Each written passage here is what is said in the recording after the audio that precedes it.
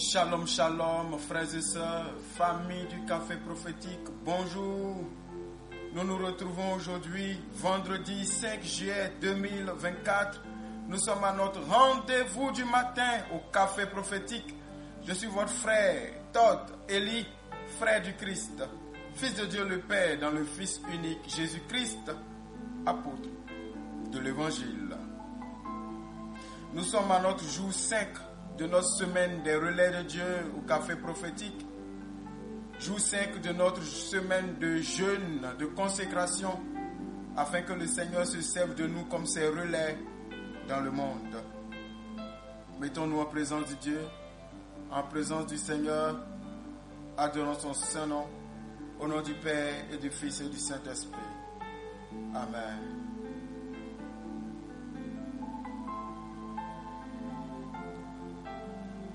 Seigneur, nous te donnons toute la gloire, la louange et la majesté. Toi qui es Dieu et toi dont le règne n'a pas de fin. Tu as tout créé par ta parole. Nous te célébrons ce matin, toi notre Père, notre Roi et notre Dieu. Merci de nous appeler tes enfants. Merci de nous avoir donné ton esprit. Nous sommes fiers de t'avoir comme Père.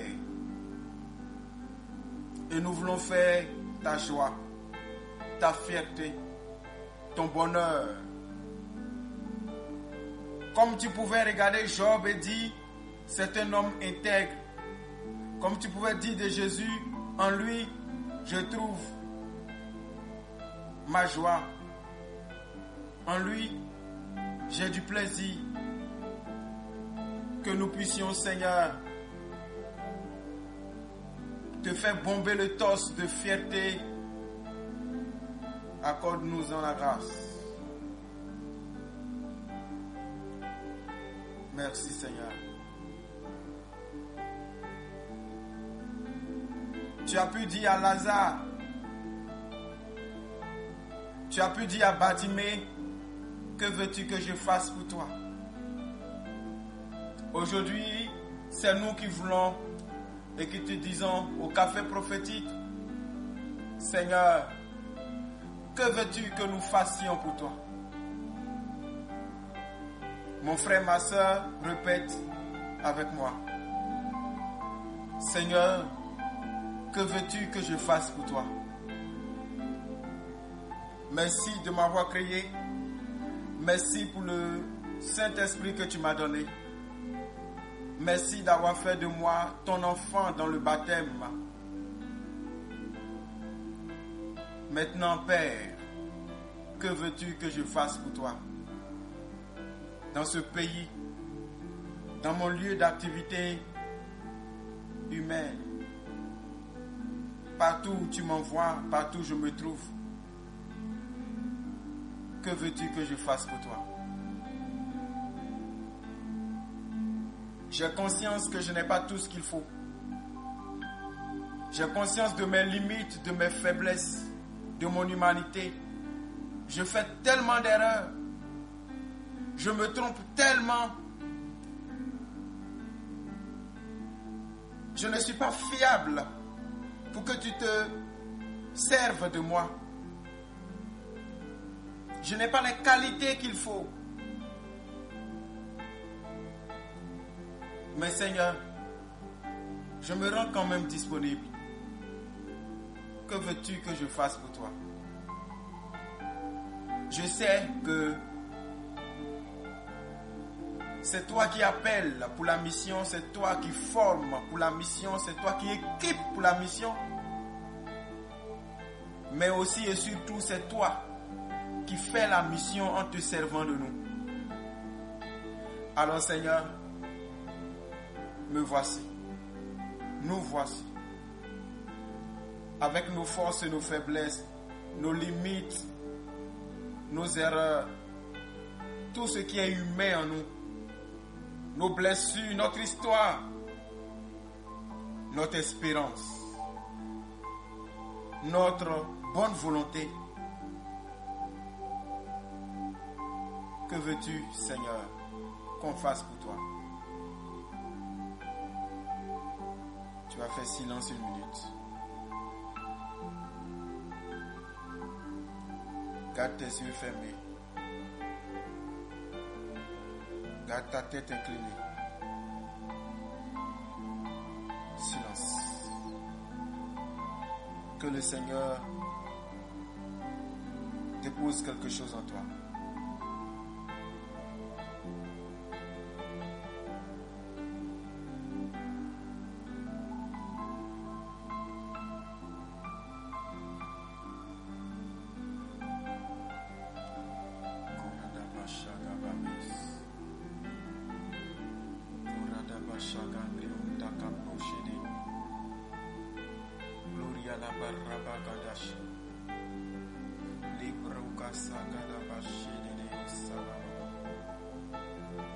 Jésus, fils de David, Jésus, fils de Marie, que veux-tu que je fasse pour toi? Montre-nous le chemin. Ouvre nos yeux, ouvre nos oreilles, ouvre l'intelligence de notre esprit pour percevoir ta volonté, pour être ton relais, ta main, tes yeux, ta bouche, tes oreilles, partout où nous serons. Remplis-nous de ton esprit, de ta puissance, de ta pensée, de ta souveraineté. Remplis-nous, Seigneur, des penchants de ton cœur. Nous avons confiance que même quand nous ferons des erreurs dans notre humanité, tu es tellement grand que nos erreurs ne peuvent pas te faire échouer. Ce que tu prévois de faire avec nous, Seigneur, tu le feras, malgré nos limites. Comme les limites de Pierre, comme les limites de Paul, comme les limites de tous les autres apôtres qui ont pu fuir, te laisser au moment où tu avais le plus besoin d'eux, au jardin de Gethsémane. Comme Pierre, dans sa faiblesse, a pu dire non, je ne le connais pas. Et malgré cela, c'est avec eux que tu as fait la mission. Je reconnais et j'avoue mes faiblesses, mes limites, mais je compte sur ta grâce, ta force et ton esprit. Plus de toi, Seigneur. Plus de toi, Seigneur. Pendant que nous parlons, le Saint-Esprit est en train de fuser des gens déjà. Il y a des gens qui commencent à avoir envie de pleurer. Il y a des gens qui commencent à avoir les larmes qui coulent.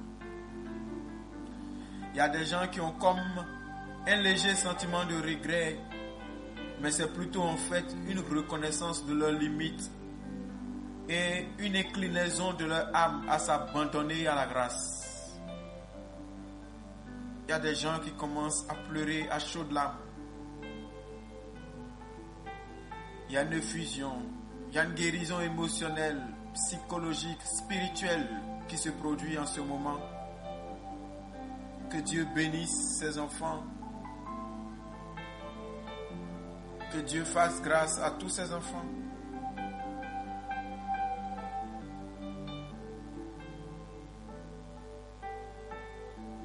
Plus de toi, Seigneur.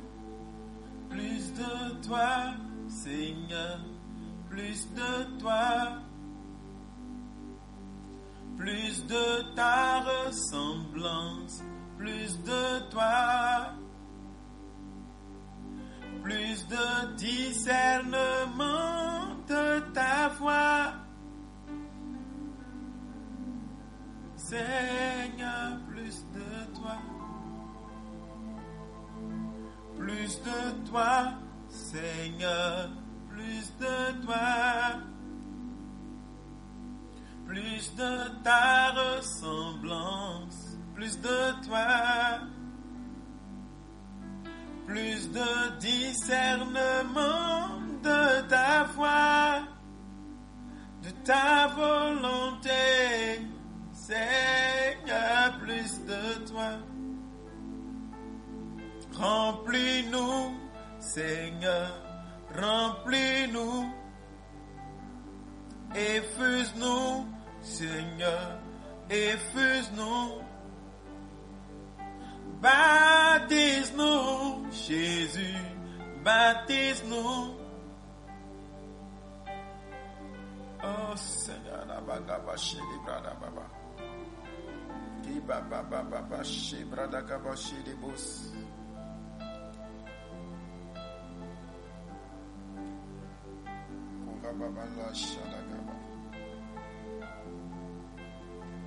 La Bible dit dans 1 Jean chapitre 4 le verset 13.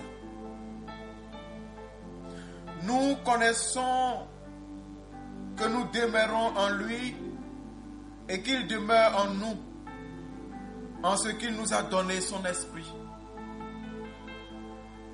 Alors Seigneur, répands ton esprit sur nous. Répands ton esprit sur Café Prophétique. Répands ton esprit sur cette œuvre qui est ton œuvre. Une œuvre divine dans des mains humaines.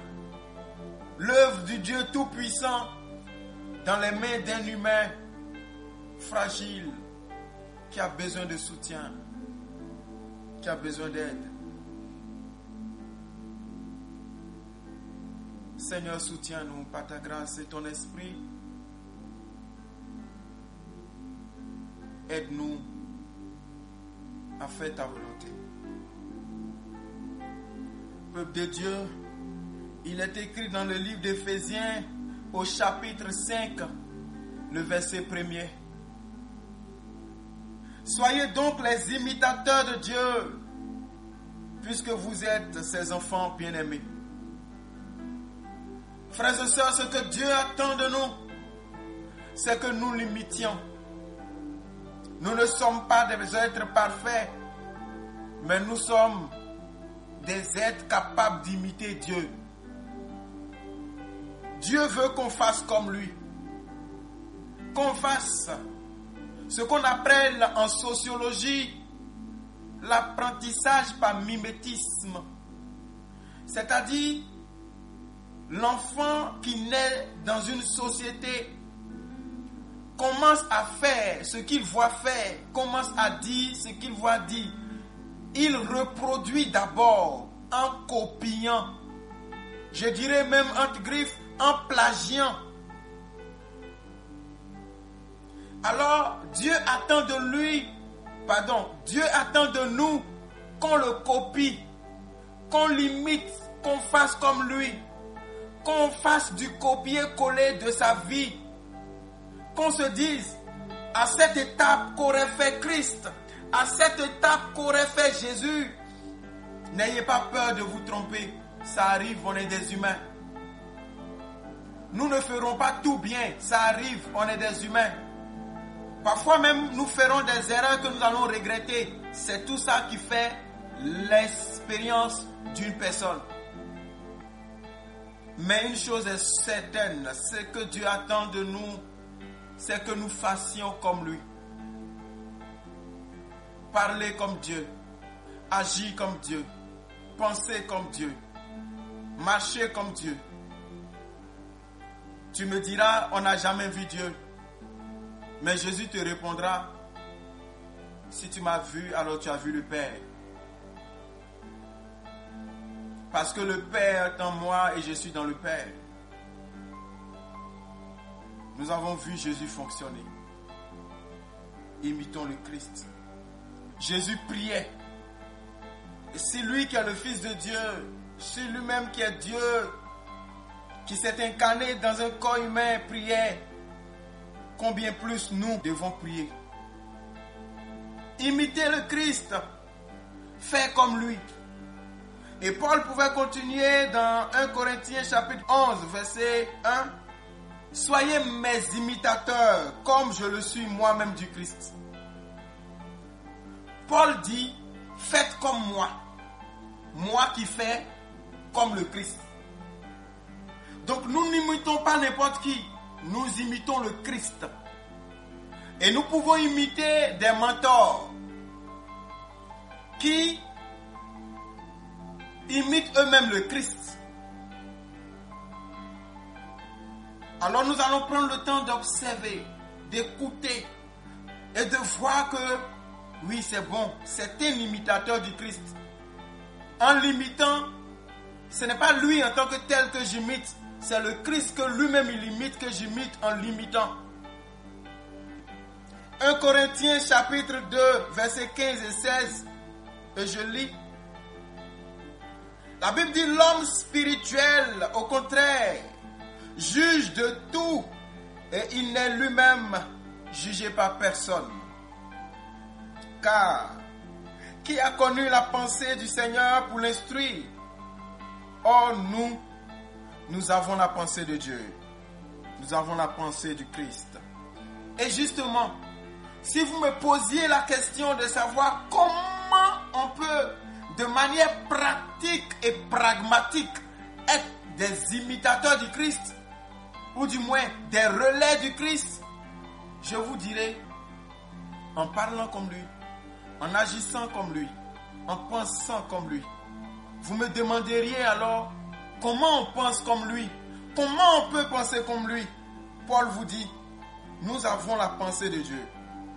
Comment a-t-on la pensée de Dieu? Parce que nous avons l'Esprit de Dieu qui va nous donner la sagesse de Dieu, la science des choses de Dieu, qui va nous donner l'intelligence au sujet des choses de Dieu. Mais surtout, parce que nous avons la parole de Dieu, qu'il nous faut lire et méditer. Nous devons aimer la parole de Dieu. Nous devons aimer Dieu dans sa parole. Nous devons aller le chercher et le découvrir. Nous devons être comme des archéologues. Aller chercher Dieu dans la parole. Fouiller jusqu'à découvrir les richesses cachées, enfouies dans la parole. Et c'est parce que nous aurons cherché Dieu dans la parole, dans le Logos, que nous allons le découvrir, non seulement dans le Logos, mais surtout dans le Réma. Bien-aimés dans le Seigneur, frères et sœurs en Christ, il n'y a pas de Réma sans Logos. Parce que le Logos engendre le Réma. Le Réma est engendré par le Logos.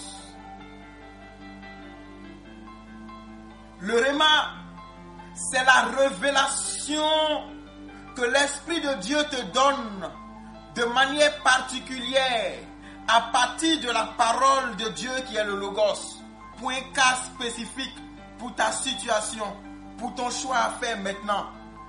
Le Réma, c'est la manière dont le Saint-Esprit te fera comprendre un passage de l'Évangile de manière particulière qui correspondra au temps marqué par ton besoin actuel. Le Logos est universel, le Réma est particulier, est personnel, est individuel. Et le Réma correspond à une saison. Et c'est en marchant avec que nous produisons des choses merveilleuses. Que l'Esprit de Dieu te remplisse maintenant. Que l'Esprit de Dieu vienne sur toi et en toi. Prie avec moi. Seigneur, je veux ton Esprit. Je veux te ressembler, parler comme toi, avoir tes actions, c'est-à-dire agir comme toi. Je veux avoir ta pensée. Je veux être ta main partout où je serai, pour que par ma présence, tu sois présent. Par moi, tu agisses. La Bible dit que tu allais de ville en ville, de village en village, faisant du bien partout où tu passes. C'est toi de moi pour le faire. Seigneur, me voilà, me voici. Fais de moi ce que tu veux. Seigneur, tout est sombre. Je ne sais pas comment m'orienter, mais j'ai confiance en toi. Seigneur, il pleut des flèches. Je n'ai pas de bouclier pour me défendre. J'ai confiance en toi. C'est toi mon bouclier. C'est toi mon armure. C'est toi ma défense. Fais-moi marcher sur les lieux élevés. Fais-moi marcher. Fais-moi marcher dans ta volonté. Tu veux dire quelque chose à quelqu'un, Seigneur, sers-toi de ma bouche.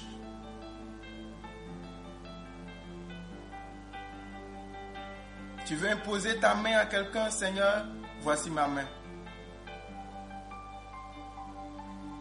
Que ton règne vienne, Seigneur. Que ton règne vienne, Seigneur. Que ton règne arrive. Que ton règne arrive. Par ma vie, Jésus, agis. Par ma vie, Papa, mon roi, agis. Que ton règne vienne, mon Dieu, agis. Remplis ma vie, Seigneur, remplis-moi.